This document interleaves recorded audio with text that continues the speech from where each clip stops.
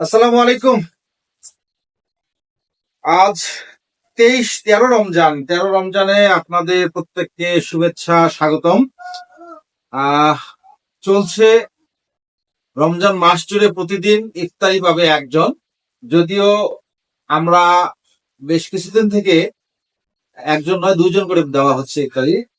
সেই আজকে যে দুইজন ইফতারি পাবে, অর্থাৎ আজকের যে মেহমান, তাদের সঙ্গে আপনার পরিচয় করে দেব না।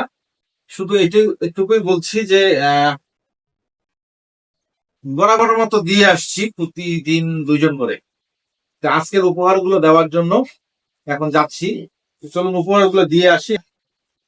তো বরাবরের মতো যেটা আছে সেই সেমাই, চিনি এবং বুট, খেজুর, দুটো প্যাকেট আজকের 14ই রমজানে 13ই রমজানে 14 তারিখের জন্য। খোদা হাফেজ।